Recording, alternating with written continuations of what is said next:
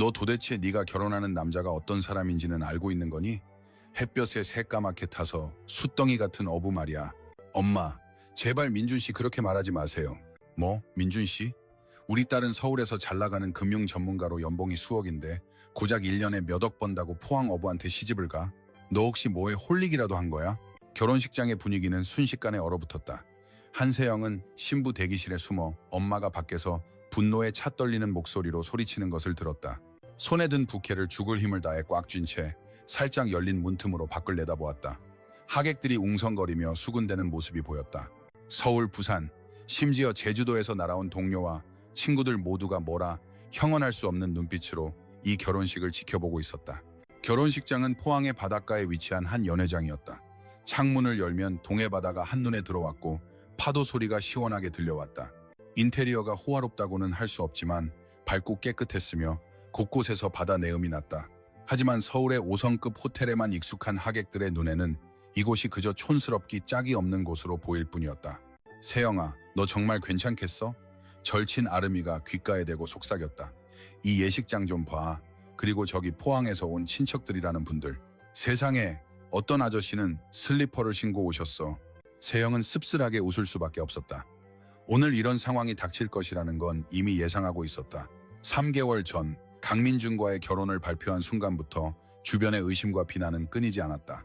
강민준, 32세, 포항, 구룡포 토박이 여부, 피부는 까맣게 그을려 빛이 났고 손바닥은 온통 굳은 살 투성이었으며 손톱 밑에는 아무리 씻어도 지워지지 않는 비린내가 배어 있었다. 첫 만남 내텐 그는 물 빠진 티셔츠에 작업복 바지를 입고 페인트가 벗겨진 낡은 현대 포터 트럭을 몰고 공항에 마중 나왔다. 세영이 처음으로 포항에 온 날이었다. 김포공항 출구에 서서 자신을 향해 바보처럼 웃고 있는 이 새까만 남자를 보며 솔직히 마음이 덜컥했다. 상상했던 것과는 전혀 다른 모습이었다. 그가 꿈꿔온 이상형과는 거리가 멀어도 너무 멀었다. 사실 두 사람은 한일 비즈니스 교류회에서 처음 만났다. 작년 봄, 세영은 회사를 대표해 도쿄에서 열린 핀테크 컨퍼런스에 참석했다. 저녁 만찬 자리에서 민준이 한국수산업협회 대표 자격으로 참석했던 것이다. 그는 말이 별로 없었지만 바다와 어업에 대해 이야기할 때면 눈이 유난히 반짝였다. 참따랑어라고 들어봤어요? 바다의 검은 다이아몬드라고 불리죠. 그는 약간의 경상도 사투리가 섞인 표준어로 말했다. 최상급은 한 마리에 수억 원을 호가해요. 당신들이 하는 금융 숫자 놀이보다 훨씬 현실적이죠. 당시 세영은 그저 예의상 미소 지으며 이 까무잡잡한 어부가 꽤 흥미롭다고 생각했을 뿐이었다. 그런데 나중에 카카오톡을 주고받으며 대화를 나누다 보니 정이 들어버렸다. 그는 새벽에 출항하기 전 항상 좋은 아침이라는 메시지를 보냈고 서툰 타자 실력으로 바다 위 일출을 묘사해 주었다. 서울에서는 구하기 힘든 포항의 특산물을 택배로 보내주기도 했다. 반년 후 세영은 그를 만나러 포항으로 날아왔고 그리고 오늘의 결혼식이 있게 된 것이다.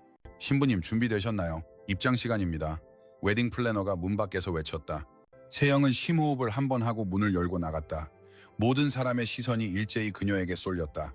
그 놀라움과 구경거리라도 난 듯한 눈빛을 똑똑히 느낄 수 있었다. 심지어 누군가 작게 속삭이는 소리도 들렸다. 어머, 진짜 결혼하네. 저렇게 좋은 조건에 너무 아깝다. 신랑 집은 그냥 작은 어선 몇 척이 전부고 항구 옆에 산다던데 얼마나 시끄럽겠어.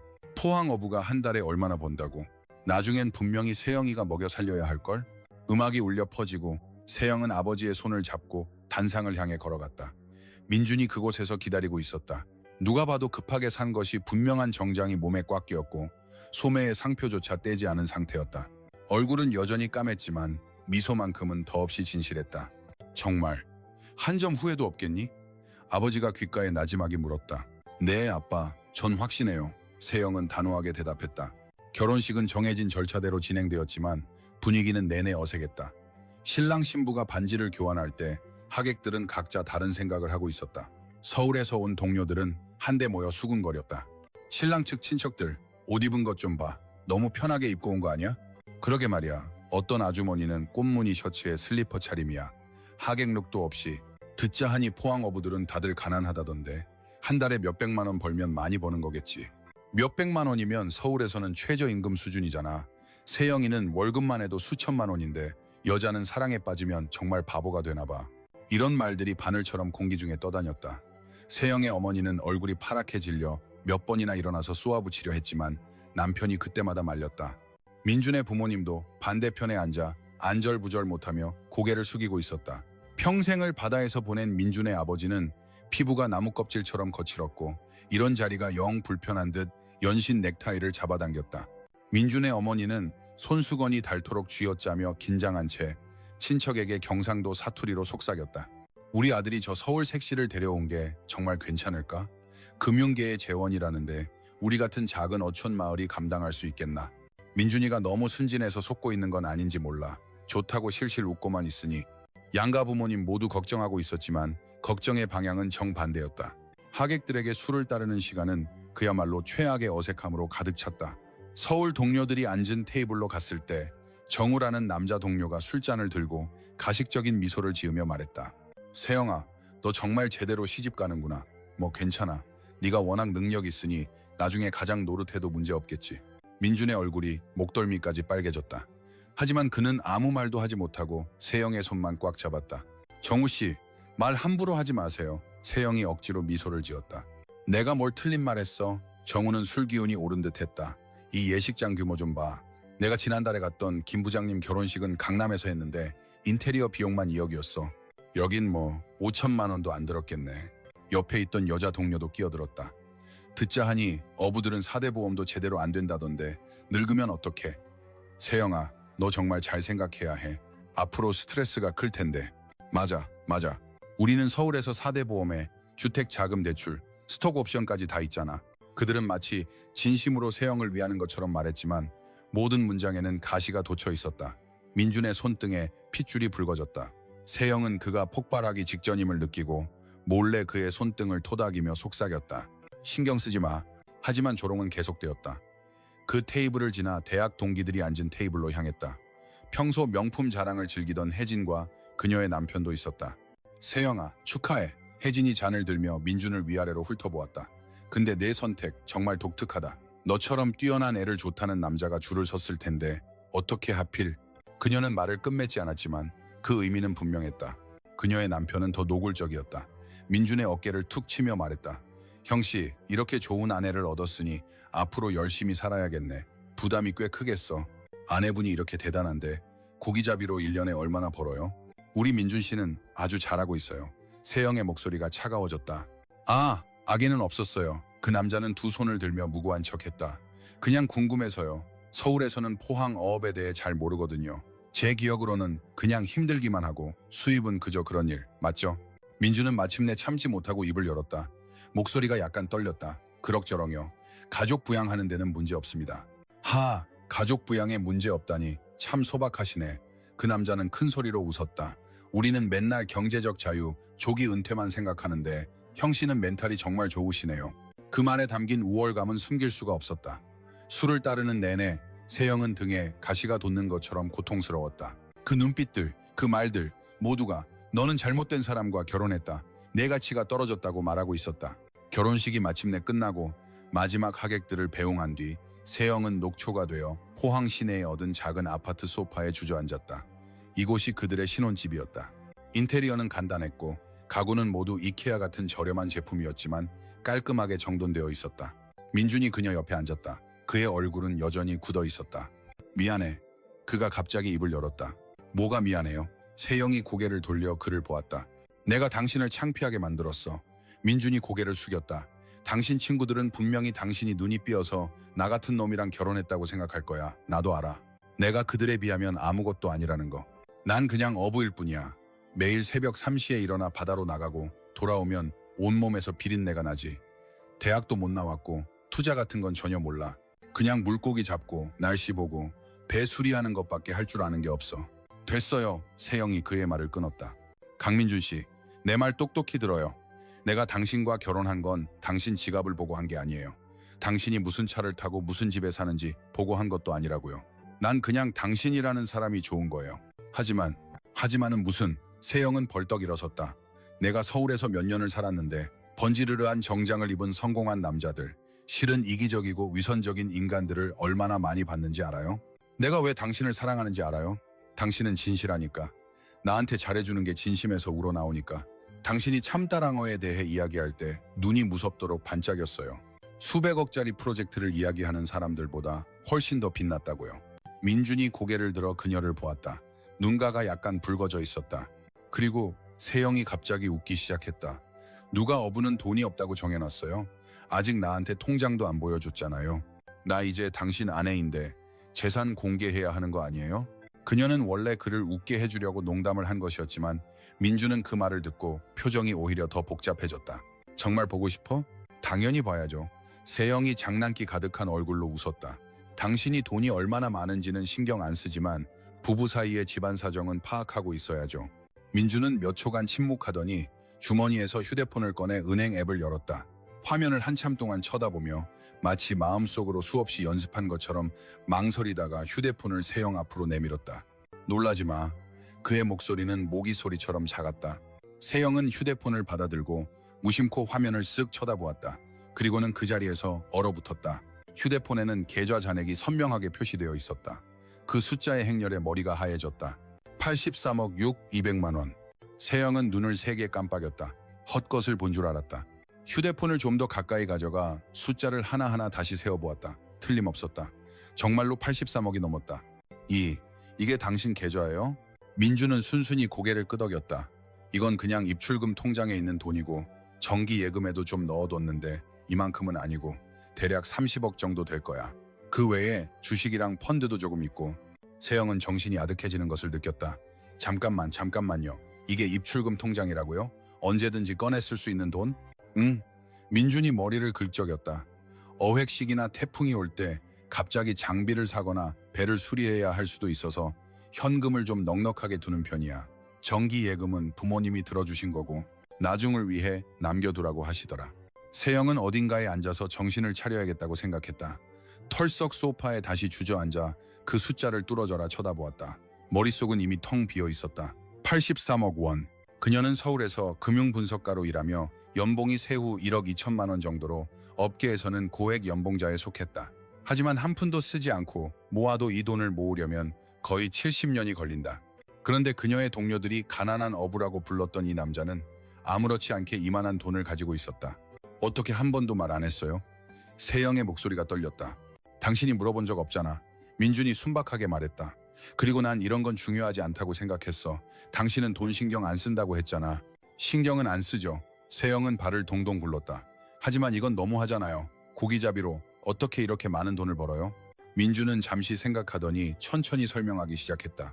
사실 한국 어업, 특히 원양 어업이나 참다랑어 쪽은 정말 돈을 많이 벌어. 우리 집이 바로 참다랑어를 잡아. 매년 4월에서 6월이 성수기인데 최상급 참다랑어 한 마리는 경매에서 3억에서 5억 원까지도 해. 올해는 내가 운이 좋아서 정말 대단한 놈을 한 마리 잡았는데 그게 6억 8천만 원에 팔렸어. 물고기 한 마리예요? 세영은 자신의 상식이 산산조각 나는 것을 느꼈다. 포항 수협 경매 가격이었어. 일본의 최고급 스시집 같은 곳에서는 좋은 물건을 사려고 눈도 깜짝 안 해. 평소에는 그렇게까지는 아니지만 한철에 그래도 10댓마리는 잡아. 세영은 머릿속으로 빠르게 계산했다. 평균 마리당 3억으로만 잡아도 한 계절에 40, 50억 원의 매출이다. 물론 기름값, 인건비, 세금 같은 비용을 빼야 하지만 순수익만 해도 한철에 10억에서 20억 원은 된다는 계산이었다. 한 계절에 10억에서 20억이라고요? 그런데 오늘 결혼식에 온 당신 친척들은 그렇게 부자처럼 안 보이던데요. 세영은 여전히 이해가 가지 않았다. 민주는 피식 웃었다. 우리 어부들은 다 그래. 돈 자랑하는 걸 제일 싫어해. 우리 아버지만 봐도 그분 배 가격만 80억이 넘는데 평소에는 낡은 옷 몇 벌로 다니시고 차도 거의 폐차 직전이야. 우리는 돈은 모아둬야 한다고 생각해. 바다에서는 무슨 일이 일어날지 모르니까. 올해 많이 벌었다고 내년에도 잘 되리라는 보장이 없거든. 세영은 완전히 멍해졌다. 그 꽃무늬 셔츠를 입은 아주머니, 슬리퍼를 신었던 아저씨, 모두가 숨겨진 부자였다는 말인가? 그럼 당신은 왜 그 낡은 포터트럭을 계속 몰아요? 그 차가 편하잖아. 짐도 실을 수 있고 연비도 좋고 수리비도 싸고. 민주는 당연하다는 듯 말했다. 벤츠나 BMW 같은 거 몰고 항구에 가면 비웃음만 산다고. 세영은 어이가 없어 웃어야 할지 울어야 할지 몰랐다. 문득 오늘 결혼식장에서 거들먹거리던 동료들의 얼굴이 떠올랐다. 그 사람을 무시하던 표정들. 지금 생각하니 너무나 우스꽝스러웠다. 그러니까 당신 말은 사실 당신이 나보다 돈이 훨씬 많다는 거네요? 예금만 놓고 보면 그런 것 같네. 민준이 조금 쑥스러운 듯 웃었다. 그래도 당신은 직업이 안정적이잖아. 4대 보험도 다 되고 은퇴 후도 보장되고. 난 그게 진짜 믿음직하다고 생각해. 우리 같은 어부들은 순전히 하늘에 의지해서 먹고 사는 거라 위험이 너무 커. 세영은 갑자기 푸하고 웃음을 터뜨렸다. 웃다가 눈물까지 찔끔 나왔다. 내가 왜 웃냐면 세영은 웃으며 눈물을 닦았다. 내 동료들, 친구들 모두가 자기가 얼마나 대단한 줄 알면서 내가 시집을 잘못 갔다고 당신이 나한테 안 어울린다고 말했어. 그런데 결과적으로 당신 계좌 하나가 그들 전부를 압살해버렸네. 그녀는 다시 한번 그 숫자를 보았다. 여전히 꿈을 꾸는 것 같았다. 아까 정기 예금에 30억이 더 있다고 했죠? 응. 그럼 합치면 100억이 넘잖아요. 대충 110억 정도 될 거야. 민준이 아무렇지 않게 말했다. 이건 다 내가 지난 몇 년간 직접 모은 돈이야. 23살에 정식으로 배를 타기 시작해서 지금까지 딱 9년 됐네. 9년에 100억. 세영은 서울에서 고객들의 수천억 원대 자산을 관리하고 매일같이 각종 투자 기회를 연구했다. 그녀 자신의 연봉은 1억을 조금 넘는 수준이었다. 그런데 그녀의 남편, 매일 새벽 바다로 나가는 이 어부는 평균적으로 1년에 10억 원 이상, 즉 그녀 연봉의 거의 10배를 벌고 있었다. 내 제주도에 사는 친구 세영이 중얼거렸다. 카카오에서 수석 개발자로 일하면서 연봉 2억 받는다고 우리 동기들 사이에서 신으로 불렸는데 나도 매년 이렇게 많이 버는 건 아니야. 민준이 서둘러 해명했다. 태풍이 많거나 어획량이 안 좋은 해에는 훨씬 적게 벌어. 최근 몇 년간 참다랑어 가격이 유난히 좋았던 거야. 일본 쪽에서 서로 사가려고 난리거든. 세영의 머릿속에 번개가 쳤다. 그래서 오늘 결혼식을 그렇게 간소하게 한 거군요. 어머니가 조용히 하라고 하셔서 민준이 솔직하게 털어놓았다. 결혼은 두 사람의 일이지 너무 과시할 필요가 없다고 하셨어. 사실 난 원래 강릉 시마크 호텔을 예약하려고 했거든. 거기서 결혼식 하려면 3, 4억은 드는데 어머니가 돈 낭비라고 극구 반대하셨어. 세영은 웃다가 소파를 쳤다. 돈이 없어서 좋은 결혼식을 못한 게 아니라 그들은 애초에 그런 허례허식을 우습게 봤던 것이다. 그런데 그녀의 동료들은 자신들의 좁은 소견으로 남을 판단했고 결과적으로 엄청난 코미디를 만들어냈다. 그리고 당신이 빌린 이 집은요? 세영이 주위를 둘러보았다. 갑자기 이 소박하고 아늑한 작은 집이 그 어떤 호화주택보다 소중하게 느껴졌다. 아, 여긴 임시로 지내는 곳이야. 민준이 말했다. 포항 시내 쪽에 땅을 사서 지금 집을 짓고 있어. 아마 반년 후면 입주할 수 있을 거야. 작은 마당과 차고가 있는 3층짜리 단독주택이야. 땅을 사서 별장을 짓고 있다고요? 세영이 경악하며 물었다. 응, 땅이랑 건축비 합쳐서 총 18억 정도 들었어. 포항 땅값이 서울만큼 비싸지는 않거든. 150평 정도 샀으니까 대략 500제곱미터 정도 될 거야. 세영은 서울에 있는 자신의 90제곱미터짜리 아파트를 떠올렸다. 그것도 꽤 크다고 생각하며 20억 원을 주고 샀는데 그녀의 남편은 500제곱미터짜리 별장을 짓고 있었다. 문득 결혼식장에서 정우가 했던 말이 떠올랐다. 이 허름한 곳은 5천만 원도 안 들었겠네. 만약 정우가 그가 무시했던 이 신랑의 입출금 통장에만 80억 원이 있다는 사실을 알게 된다면 얼굴이 어떻게 변할까? 만약 혜진이 자기 남편의 BMW는 자랑하면서도 그들의 예금이 이 어부의 10분의 1도 안 된다는 사실을 알게 된다면 그 자리에서 기절하지 않을까? 만약 그녀의 어머니가 딸이 시집을 잘못 갈까봐 걱정했던 남자가 사실은 엄청난 부자라는 것을 알게 된다면 부끄러워서 쥐구멍에라도 숨고 싶지 않을까? 세영은 생각할수록 웃음이 나와 소파에 쓰러져 예세거렸다. 도대체 뭐가 그렇게 웃겨? 민주는 완전히 어리둥절했다. 이 세상이 너무 웃겨서요. 세영이 숨을 헐떡이며 말했다. 모두가 나 같은 금융 엘리트가 가난한 어부한테 시집 갔다고 생각했는데 결과적으로 내가 시집을 잘 온 거였네요. 난 재벌 2세는 아니야. 민준이 진지하게 정정했다. 이건 다 내가 직접 번 돈이야. 부모님은 돈이 더 많으시지만 그건 그분들 거고. 그 말은 더 충격적이었다. 잠깐만요. 이 100억은 순전히 당신 개인 재산이고 부모님은 더 많다고요? 얼마나 많으신데요? 그건 나도 정확히는 몰라. 민준이 머리를 긁적였다. 아무튼 아버지 배 한 척만 해도 80억이 넘고 포항 시내에 건물도 2채 있으셔. 우리 아버지는 돈 관리를 잘 안 하셔서 집에 돈이 얼마나 있는지 정확히 모르실걸. 세영은 서둘러 손을 저었다. 그만. 더 들으면 내 가치관이 무너질 것 같아요. 그런데 왜 한 번도 말 안 했어요? 우리가 연애하는 동안 한 번도 언급한 적 없잖아요. 민주는 한동안 침묵하다가 나지막이 말했다. 무서워서.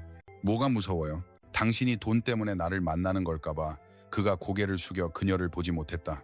예전에 서울에서 몇몇 여자를 만난 적이 있었는데 내가 참다랑어 잡는다고 하니까 눈이 반짝이더라. 두 번째 만남에서부터 배가 몇 척인지 집이 몇 채인지 물어봤어. 그런 느낌이 정말 싫었어. 내가 마치 걸어다니는 지갑 같았지 살아있는 사람이 아니라. 그런데 당신은 달랐어. 그가 고개를 들어 세영을 진지하게 바라보았다. 당신은 한 번도 나한테 돈에 대해 물어본 적이 없었어.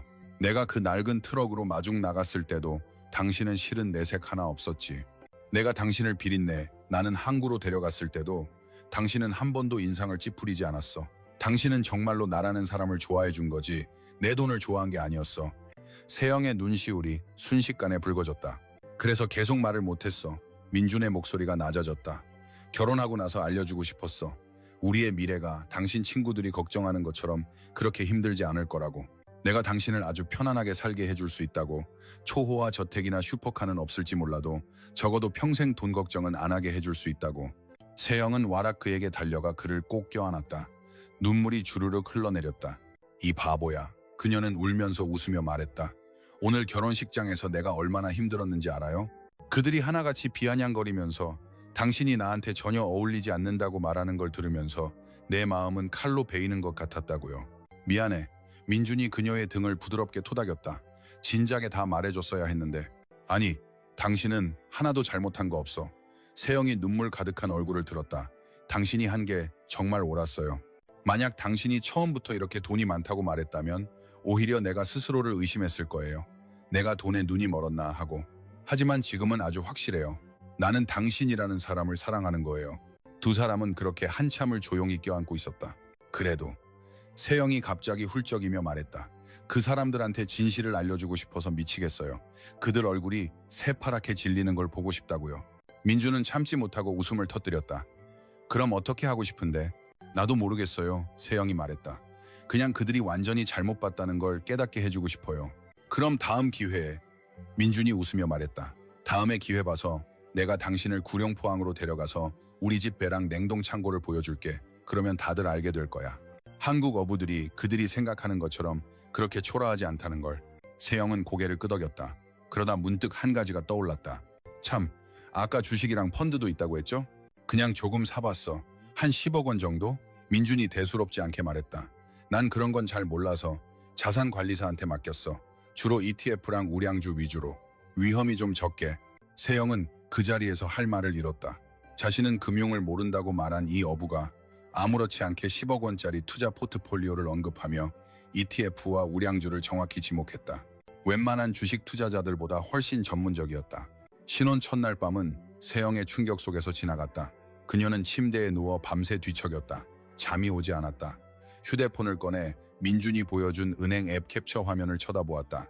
어둠 속에서 그 숫자 0의 행렬이 유난히 눈부셨다. 몇 번이나 친구 아름이에게 전화를 걸어 내 남편 재산이 얼마인 줄 알아? 라고 소리치고 싶었지만 결국 참았다. 그녀는 모든 사람에게 한 번의 진실을 보여줄 더 통쾌한 순간을 기다리기로 했다. 다음날 새벽, 민주는 평소처럼 출항 준비를 했다. 새벽 3시, 그는 세영이 깰까봐 조심스럽게 일어났다. 하지만 세영은 애초에 잠들지 않았다. 그녀는 눈을 뜨고 몸을 일으켰다. 나도 같이 갈래요. 어둠 속에서 옷을 입던 민준이 놀라서 돌아보았다. 정말? 더 자지 않고? 배 타는 거 힘든데. 당신이 일하는 모습을 보고 싶어요. 세영은 재빨리 침대에서 일어났다. 나 이제 당신 아내잖아요. 당신의 삶을 이해해야죠. 그렇게 두 사람은 차를 몰아 구룡포항으로 향했다. 새벽 바닷바람은 살을 애는 듯 차가웠다. 세영은 외투를 단단히 여몄다. 항구는 이미 출항을 준비하는 배들과 어부들로 북적였다. 민주는 그녀를 데리고 큰 배 한 척 앞으로 걸어갔다. 이게 우리 집 배 흑조 3호야. 참다랑어 전문 어선이지. 세영은 고개를 들어 거대한 배의 실루엣을 바라보았다. 탐조등이 주위를 환하게 비추고 있었고 몇몇 선원이 갑판 위에서 밧줄과 장비를 점검하며 바쁘게 움직였다. 형님, 오셨어요? 젊은 선원 한 명이 배에서 뛰어내렸다. 어이구, 형수님이시네요. 응, 어제 막 결혼식 올렸어. 민준이 웃으며 소개했다. 아무나, 이쪽은 내 아내 세영씨. 형수님, 안녕하세요. 아무는 매우 쾌활했다. 형수님 서울에서 오셨다고 들었어요. 거긴 엄청 화려하죠. 우리 같은 작은 어촌에 오셔서 불편하지는 않으세요? 아니에요. 전 여기가 정말 좋아요. 세영이 환하게 웃었다. 다행이네요. 이제 곧 출항해야 하는데 형수님도 올라가서 구경하실래요? 근데 바다 위는 흔들림이 심해서 멀미할 수도 있어요. 세영은 두 말 않고 배에 올라탔다. 조종실 안에 첨단 장비에 그녀는 넋을 잃었다. 온통 내비게이션, 소나, GPS 화면으로 가득했다. 이 소나는 작년에 새로 바꾼 거야. 민준이 큰 화면 하나를 가리켰다. 물고기 떼가 어디 있는지 정확하게 볼 수 있어. 2억 원 넘게 들었지. 저 내비게이션 시스템은 더 비싸. 3억 5천만 원. 그래도 제값을 해. 가장 연비 효율적인 항로를 자동으로 계산해 주거든. 세영은 속으로 원화 가치를 계산했다. 장비값만 해도 거의 10억 원이었다. 그럼 이 배 자체는요? 80억 넘지. 민준이 아무렇지 않게 숫자를 던졌다. 선장님, 출항해야 합니다. 아문이 밖에서 외쳤다. 정말 하루 종일 같이 있을 거야? 세영은 단호하게 고개를 끄덕였다. 네, 그럴 거예요. 배는 천천히 항구를 빠져나와 칠흑 같은 동해바다로 나아갔다. 아직 해가 뜨기 전이라 멀리 다른 어선들의 불빛만이 별처럼 반짝였다. 세영은 갑판에 서 있었다. 바닷바람에 머리카락이 마구 흩날렸다. 그녀는 문득 민준이 말했던 자유가 무엇인지 알 것 같았다. 바다는 정말로 광활했다. 해가 조금씩 떠오르자 수면이 금빛으로 반짝였다. 민준은 뱃머리에 서서 소나 화면을 뚫어져라 쳐다보며 선원들과 끊임없이 소통했다. 일할 때의 그는 어제 결혼식장에서 어색해하던 신랑과는 전혀 다른 사람처럼 멋있었다. 어군 발견. 아문이 갑자기 소리쳤다. 남동쪽 일시 방향. 배는 즉시 방향을 틀었다. 세영은 그들이 능숙하게 긴 낚싯줄을 던지는 것을 지켜보았다. 준하게는 수백 개의 낚싯바늘이 달려 있었고 모든 동작이 물 흐르듯 자연스러웠다. 몇 시간 후 조업이 시작되었다. 첫 번째로 거대한 방어가 끌려 올라왔다. 길이가 2미터는 좋게 되어 보였다. 선원들은 흥분해서 소리쳤다. 이어서 두 번째, 세 번째. 오늘 운이 좋은데. 민준이 웃으며 다가왔다. 그때 갑자기 소나 화면에 엄청나게 큰 광점이 나타났다. 참다랑어다. 큰 놈이야. 아무는 흥분해서 목소리가 갈라졌다. 배 전체가 순식간에 긴장감에 휩싸였다. 민준이 지휘를 시작했고 모두가 조심스럽게 줄을 걷어 올렸다. 세영은 숨조차 제대로 쉴 수 없었다. 마침내 거대한 참다랑어가 수면 위로 모습을 드러냈다. 물속에서 미친 듯이 몸부림쳤고 물보라가 몇 미터나 솟구쳤다. 선원들이 모두 달려들어 힘을 합쳤다. 이 녀석 봐라. 민준은 아이처럼 신나 있었다. 최소 200kg은 나가겠는데 이건 2억부터 시작이야. 물고기는 배 위로 올려져 곧바로 냉동 창고로 옮겨졌다. 민준이 세영을 와락 껴안았다. 봤어? 이게 바로 참다랑어야. 한 마리에 이 3억 원을 벌 수 있다고. 세영은 완전히 감탄했다. 이 어부들이 왜 이렇게 부자인지 이제야 알 것 같았다. 이건 거의 바다에서 돈을 줍는 수준이었다. 물고기 한 마리가 5억 원 이상이라니. 그녀가 1년 내내 힘들게 일해야 벌 수 있는 돈을 민준은 몇 시간 만에 벌어들였다. 물론 그녀는 이 일이 얼마나 고된지도 직접 목격했다. 햇볕은 살인적으로 뜨거웠고 파도는 무섭게 몰아쳤다. 모두가 수처럼 까맣게 탔고 손은 상처와 굳은 살 투성이었다. 이 돈은 결코 거저 버는 것이 아니었다. 오후에 항구로 돌아왔다. 오늘 수확은 아주 좋았다. 그 거대한 참다랑어 외에도 여러 마리의 다른 생선이 있었다. 민주는 세영을 데리고 수산시장으로 갔다. 그 참다랑어가 모습을 드러내자 시장이 발칵 뒤집혔다. 여러 명의 일본 상인들이 다가와 이리저리 살피더니 가격을 외치기 시작했다. 2억 2천, 2억 5천, 2억 8천, 최종적으로 3억 2천만 원에 낙찰되었다. 시장 전체에서 박수와 환호가 터져나왔다. 민주는 입이 귀에 걸렸다. 오늘 당신이라는 복덩이가 와서 그런가 봐. 그가 세영의 손을 잡았다. 세영은 햇볕에 붉게 달아오른 그의 얼굴을 보며 마음속 깊은 곳에서 감동을 느꼈다. 이 남자는 자신의 두 손으로 바다와 싸워 돈을 벌고 있었다. 한 푼 한 푼이 모두 진짜였고 허황된 것이 없었다. 그 후 며칠 동안 세영은 구룡포라는 이 작은 어촌이 얼마나 대단한 곳인지 제대로 알게 되었다. 결혼식장에서 서울 친지들에게 비웃음을 샀던 그 사람들 모두가 숨겨진 거부들이었다. 슬리퍼를 신었던 아저씨는 원양어선 3척을 소유하고 있었고 임대료만으로 1년에 수십억 원을 벌었다. 꽃무늬 셔츠를 입었던 아주머니의 남편은 수산물 도매업을 했는데 서울의 아파트 2채, 포항의 넓은 땅을 가지고 있었다. 평범해 보였던 민준의 사촌은 경기도의 빌라 4채를 소유하고 있었고 월세 수입만 한 달에 3천만 원이 넘었다. 이 사람들의 가장 큰 특징은 겸손함이었다. 돈은 많았지만 절대 드러내지 않았다. 10년 넘은 낡은 차를 몰고 가장 평범한 티셔츠와 슬리퍼를 신었다. 외부인이 보기에는 그저 가난한 어부들이었지만 실제로는 웬만한 도시의 부자들을 가뿐히 뛰어넘는 자산가들이었다. 왜 다들 이렇게 조용히 살아요? 세영은 참지 못하고 민준에게 물었다. 바다는 너무 변덕스러우니까 그가 말했다. 올해 대박이 났다고 내년에도 그러리란 보장이 없어. 태풍 한 번에 수억 원이 날아갈 수도 있거든. 그래서 다들 돈을 함부로 쓰지 않고 모아두는 습관이 있어. 그리고 우리 동네에서는 돈 자랑하면 비웃음만 사. 누가 더 큰 배를 가졌는지, 누구 기술이 더 좋은지, 누가 더 많은 고기를 잡는지가 중요하지. 그게 진짜 실력이니까.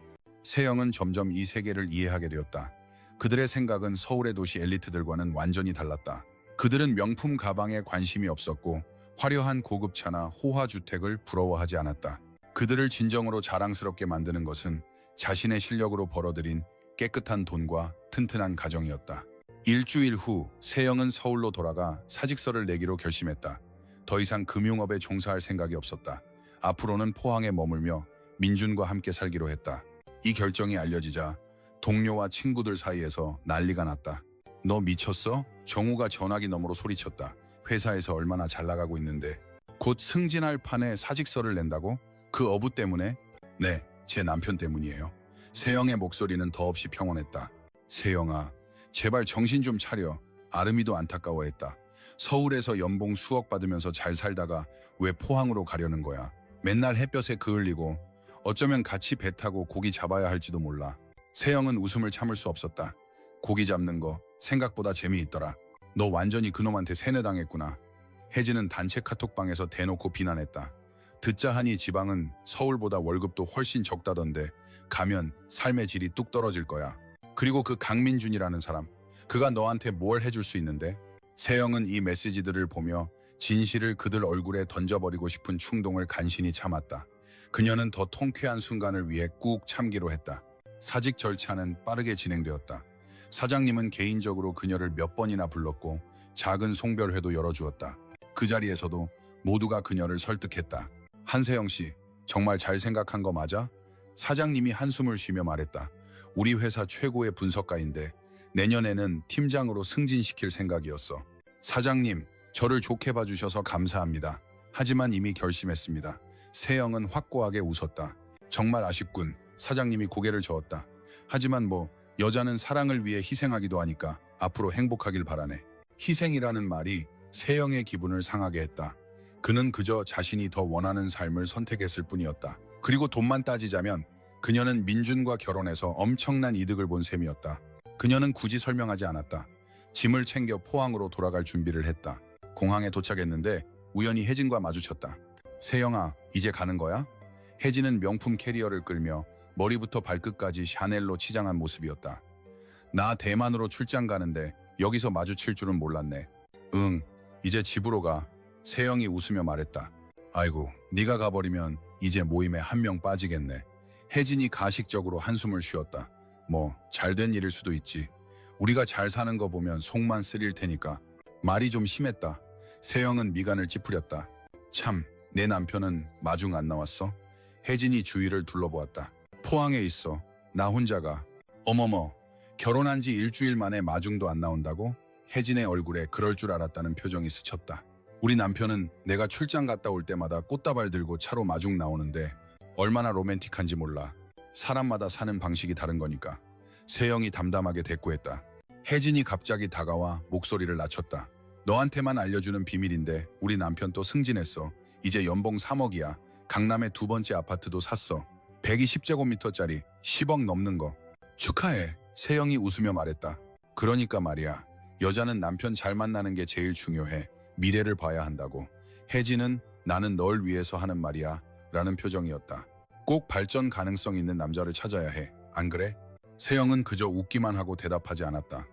비행기에 탔는데 더 기가 막힌 것은 혜진이 바로 옆자리에 앉았다는 사실이었다. 혜진은 비행 내내 쉬지 않고 떠들어댔다. 자기 남편이 얼마나 대단한지, 자신의 삶이 얼마나 화려한지, 새로 산 가방, 최근에 다녀온 휴가, 모든 말에는 나는 너를 동정해라는 뉘앙스가 깔려 있었다. 너 앞으로는 도대체 뭐 할 생각이야? 진짜 고기 잡으러 갈 건 아니지? 혜진이 의미심장하게 웃었다. 아직 안 정했어. 좀 쉬다가 생각해보려고. 네, 남편 수입은 분명히 불안정할 텐데 내가 서울에서 금융 쪽 일자리라도 알아봐 줄까? 월급은 좀 적겠지만 그래도 안정적이잖아. 아니, 괜찮아. 정말 필요 없어. 세영은 이제 좀 짜증이 났다. 그래도 너 자신을 위해 잘 생각해야 해. 솔직히 어업은 미래가 없어. 지금은 젊어서 괜찮겠지만 나이 들면 어떡해? 만약 바다에서 사고라도 나면 내가 저주하는 게 아니라 이 일이 그만큼 위험이 크다는 거야. 너도 대비책을 마련해 둬야지. 세영은 심호흡을 하며 그 자리에서 화를 내지 않으려고 애썼다. 그녀는 내 남편 통장 하나면 내 남편 10년치 예금을 압살해라고 소리치고 싶었지만 끝까지 참았다. 비행기가 포항공항에 착륙했다. 세영이 도착 홀을 막 빠져나왔을 때 한눈에 민준을 발견했다. 그는 깨끗한 흰 셔츠에 청바지를 입고 아주 예쁜 장미 꽃다발을 들고 있었다. 세영을 보자 꽃보다 더 환하게 웃었다. 자기야. 세영은 달려가 그에게 안겼다. 민준은 그녀를 꽉 껴안고 이마에 입을 맞췄다. 보고 싶어 죽는 줄 알았어. 일주일이 1년 같더라. 나도 보고 싶었어요. 세영의 눈이 초승달처럼 휘어졌다. 가자, 차 가져왔어. 민준이 캐리어를 받아들었다. 혜진은 뒤에 서서 이 모든 광경을 지켜보고 있었다. 그녀의 입가에 걸려있던 미소가 순간 굳어졌다. 그녀가 다가가서 아는 척을 하려던 순간 민준이 세영을 데리고 주차장으로 향하는 것을 보았다. 그들은 반짝이는 검은색 벤츠 G바겐 앞에 멈춰섰다. 세영이 놀라서 입을 떡 벌렸다. 차 바꿨어요? 응, 어제 막 출고했어. 민준이 조금 쑥스러운 듯 웃었다. 앞으로 당신이 포항에서 계속 살 건데 그 낡은 포터는 너무 불편하잖아. 그래서 바꿨어. 이 차 엄청 비싸지 않아요? 그럭저럭 4억 좀 넘어. 민준이 대수롭지 않게 말했다. 어머니가 맨날 내가 너무 짠돌이라고 쓸 때는 써야 한다고 하셔서 4억 원. 세영은 웃음이 터져 나올 뻔했다. 혜진 남편의 BMW 5 시리즈는 8천만 원 정도였다. 이 G박에는 그것을 몇 수 위로 압도했다. 그녀는 일부러 고개를 돌려 뒤를 보았다. 마침 혜진도 주차장으로 걸어오고 있었다. 이 벤츠를 보자마자 그녀의 눈이 동그래졌다. 세영아, 이 차 내 남편 차야? 혜진의 목소리가 떨렸다. 응, 어제 막 샀대. 세영이 환하게 웃었다. 하지만 그는 어부 아니었어? 혜진은 완전히 말을 더듬었다. 맞아, 어부야. 세영이 일부러 순진한 척했다. 왜? 어부는 벤츠 타면 안 돼? 아니, 내 말은 그게 아니라 혜진의 얼굴이 삶은 새우처럼 빨개졌다. 그냥 좀 의외라서. 민준이 다가와 혜진에게 예의 바르게 고개를 끄덕였다. 안녕하세요, 민준입니다. 세영이 친구분이시죠? 네. 저는 혜진이라고 해요. 혜진은 손까지 떨었다. 다음에 같이 식사 한번 해요. 세영이 친구는 제 친구이기도 하니까요. 민준이 진심으로 웃었다. 네네. 혜진이 어색하게 웃었다. 주차장을 빠져나갈 때 세영은 백미러로 혜진이 여전히 그 자리에 멍하니 서 있는 것을 보았다. 마치 벼락이라도 맞은 듯한 표정이었다. 세영은 속으로 쾌재를 불렀다. 뭐가 그렇게 재밌어? 민준이 물었다. 모르죠? 비행기에서 그 친구가 계속 자기 자랑하면서 내가 별 볼 일 없는 어부랑 결혼했다고 동정했거든요. 그런데 당신이 이 차 한 대로 그냥 끝내버렸네요. 그 표정이 정말 압권이었어요. 민준도 웃었다. 그럼 더 놀라게 해줘야겠네. 무슨 뜻이에요? 아버지가 다음 달에 수산업협회에서 큰 행사를 한다고 하셨어.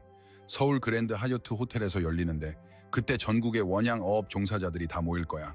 당신 친구들도 다 초대해서 놀러 오라고 해. 우리 업계가 어떤 곳인지 제대로 보여주자고. 세영의 눈이 반짝였다. 그거 좋은데요. 다음 한 달 동안 세영은 비밀리에 계획을 세웠다. 그녀는 단체 카톡방에 초대장을 보냈다. 다음 달에 아주 멋진 어업 교류회가 있으니 겸사겸사 서울로 놀러 오라고. 어업 교류회가 뭐 볼 게 있다고. 정우가 제일 먼저 비아냥거렸다. 한국 어업이 얼마나 대단한지 보여주고 싶어서 그래. 그리고 그랜드 하얏트 호텔에서 열려서 환경도 아주 좋아. 겸사겸사 서울 구경도 하고. 그랜드 하얏트 호텔이라면 괜찮지. 혜진이 바로 답장했다. 마침 서울 가서 쇼핑도 좀 하려고 했는데 겸사겸사 가볼게. 아름이와 다른 몇몇도 참석하겠다고 답했다. 세영은 속으로 웃었다. 그날이 오기만을 기다렸다. 교류회 당일 서울 그랜드 하얏트 호텔 연회장은 5성급 만찬장처럼 꾸며져 있었다. 입구에는 거대한 얼음 조각 물고기가 반짝이며 서 있었고 매우 웅장했다. 홀 안은 온통 한국어업의 성과를 담은 대형 사진과 데이터로 가득했다. 세영의 친구들은 도착하자마자 모두 넋을 잃고 말았다. 이거 너무 과한 거 아니야? 어업 행사를 이렇게 성대하게 한다고? 아름이가 작게 속삭였다. 한국 어업이 원래 대단하거든. 세영이 웃음을 참으며 말했다. 혜진은 주위를 둘러보았다. 참석자들은 모두 정장을 차려입은 사장님들이었고 주차장은 온통 고급차로 가득했다. 벤츠, BMW는 흔했고 람보르기니와 페라리도 여러 대 보였다. 이 사람들 다 어부라고? 혜진의 목소리가 떨렸다. 다들 어업계 사장님들이야. 세영이 작은 여우처럼 웃었다. 교류회가 정식으로 시작되었다. 사회자가 무대에 올라 한국 어업이 얼마나 대단한지 소개하기 시작했다. 숫자들이 공개되자 서울에서 온 친구들은 입을 다물지 못했다. 한국의 원양 어선단 규모는 세계 2위이며 연간 총 생산액은 5조 원을 초과합니다. 참다랑어 하나만으로도 매년 한국에 약 1조 원의 수입을 가져다 줍니다. 또한 한국에는 3만 명 이상의 전문 어업인이 있으며 평균 연소득은 가볍게 2억 원을 넘습니다. 정우는 완전히 굳어버렸다. 2억 원? 그럼 세전 2억이라는 거잖아. 이게 평균 수준이라고? 응, 그건 평균일 뿐이야. 세영이 유유히 말했다. 잘 나가는 사람들은 1년에 10억, 20억 버는 건 아주 흔한 일이지. 이어서 몇몇 어업계 거물들이 무대에 올라 성공 사례를 발표했다. 그 중에는 민준의 아버지인 강정혜 씨도 있었다. 평소에는 허름하게 입던 강정혜 씨였지만 오늘은 정장을 차려입고 넥타이를 매자 완전히 다른 사람처럼 보였다. 카리스마가 넘쳤다. 그는 30년 넘게 참다랑어 조업을 해온 경험과 이 사업을 어떻게 키워왔는지에 대해 이야기했다. 저는 18살 때부터 배를 탔습니다.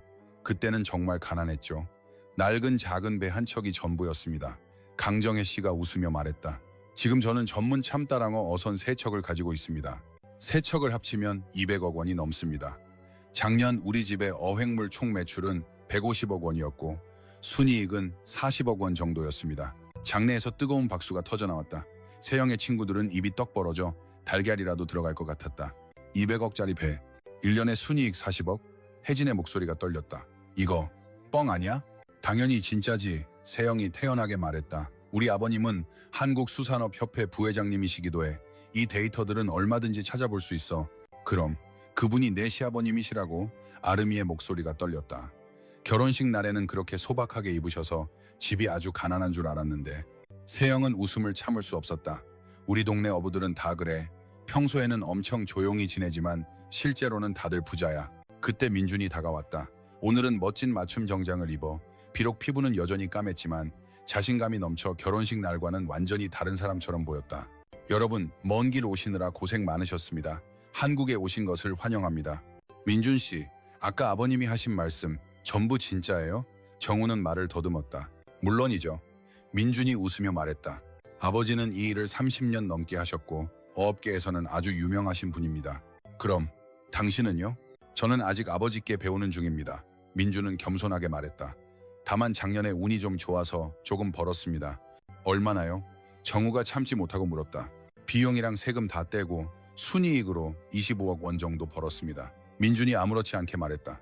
올해는 30억을 목표로 하고 있습니다. 장내는 순간 소름 끼치게 조용해졌다. 순이익 25억 원. 정우는 서울에서 금융업에 7년간 종사하며 연봉이 세후 7천만 원이었다. 혜진의 남편은 상하이에서 일하며 연봉 3억으로 최고 수준이라고 자랑했지만 그들이 비웃었던 가난한 어부의 1년 수입이 그들을 몇 배나 뛰어넘었다. 저는 어부들이 다들 힘들게 일하고 돈도 많이 못 버는 줄 알았어요. 아름이가 작게 말했다. 힘든 건 정말 힘들어요. 민준이 웃으며 고개를 끄덕였다. 하지만 버는 건 괜찮은 편이죠. 참다랑어 같은 고급 어종은 특히 인기가 많아요. 특히 일본 시장에서요. 우리는 많은 일본 고급 식당과 장기 계약을 맺고 있어서 가격이 항상 좋습니다. 그럼 결혼식 날에는 왜?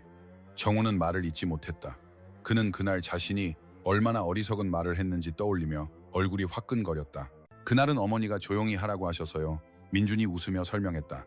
결혼은 두 사람의 일이지 거칠애가 중요하지 않다고 하셨습니다. 사실 저는 원래 강릉에 5성급 호텔을 예약하려고 했는데 어머니가 간소하게 하자고 고집하셨어요. 혜진의 얼굴이 순간 삶은 새우처럼 빨개졌다. 그녀는 비행기에서 자신이 얼마나 거만했는지 남편이 두 번째 아파트를 샀다고 어떻게 자랑했는지 떠올렸다. 지금 생각하니 민준이 1년에 버는 돈이면 서울에서 아파트 서너 채는 가볍게 전액 현금으로 살 수 있었다. 교류회는 계속되었다. 다음 순서는 구룡포항 경매 현장 영상을 보는 것이었다. 대형 스크린에는 얼음 위에 놓인 거대한 참다랑어들이 가득했고 경매사가 힘차게 외쳤다. 230kg, 시작가 2억 원, 3억, 3억 5천, 4억, 낙찰. 가격이 외쳐질 때마다 세영의 친구들은 집단적으로 숨을 들이켰다. 그들은 물고기 한 마리가 이렇게 비싸게 팔릴 수 있다는 것을 상상도 해본 적이 없었다. 여러분들이 지금 보시는 것이 바로 우리 어부들의 일상입니다. 사회자가 웃으며 말했다. 참다랑어, 성수기는 4월에서 6월 이 석 달 동안 가장 많이 법니다. 실력 있는 어선단은 한 계절의 매출이 가볍게 수백억 원을 넘습니다. 교류회가 끝나고 만찬이 시작되었다. 연회장에는 최고급 해산물이 가득했다. 민주는 세영과 친구들을 데리고 자리에 앉았다. 테이블에는 이미 몇몇 거물들이 앉아 있었다. 제가 소개해드릴게요. 이분은 김 사장님, 원양어선 20척을 소유하고 계십니다. 이분은 임 사장님, 집안이 일본과 유럽으로 수산물을 수출하는 일을 하십니다. 김 사장님은 평범해 보였고 옷도 수수했지만 말과 행동에 기품이 있었다. 40대인 임 사장님은 웃는 모습이 아주 온화했다. 민준이가 말하길 여러분 서울에서 오셨다고요? 김 사장님이 웃으며 물었다. 서울 참 좋죠.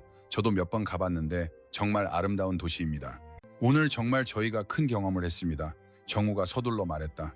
어업이 이렇게 큰 사업이 될 줄은 몰랐습니다. 하하, 우리는 그저 바다에 의지해서 먹고 사는 사람들입니다. 김 사장님이 손을 저었다. 여러분 계신 서울만큼 기회가 많지는 않죠. 그가 겸손할수록 세영의 친구들은 얼굴이 더 화끈거렸다.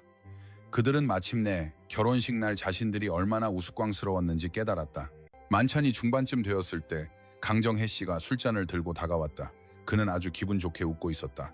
세영아, 이분들이 다 내 친구들이니 이렇게 먼 길 와줘서 정말 고맙다. 아버님, 너무 과찬이십니다. 아름이가 서둘러 일어났다. 저희가 오히려 초대해 주셔서 감사하죠. 한 가족인데 뭘 그런 말을 하니 강정혜 씨가 호탕하게 웃었다. 세영이가 우리 집에 시집 와서 우리 온 가족이 얼마나 기뻐하는지 모른다. 이 아이 얼마나 착하고 똑똑한지. 얼마 전에는 우리 환율 위험 계산도 도와주고 전문적인 조언을 잔뜩 해줘서 아주 큰 도움이 됐어. 아버님, 과찬이세요. 세영이 조금 쑥스러워했다. 과찬 아니야. 강정혜 씨는 아주 진지했다. 내가 아내한테도 말했어. 세영이를 며느리로 맞은 게 우리 집안 최대의 복이라고. 사람도 좋고 능력도 있고. 우리 아들 민준이가 얘를 아내로 맞은 건 정말 조상님이 도운 거야. 너무나 진심 어린 말에 세영의 눈시울이 다시 붉어졌다. 그녀는 결혼식 날 어머니의 반대, 친척들의 냉소와 조롱을 떠올렸다. 그리고 지금 시아버지의 환한 웃는 얼굴을 보니 마음이 따뜻해졌다.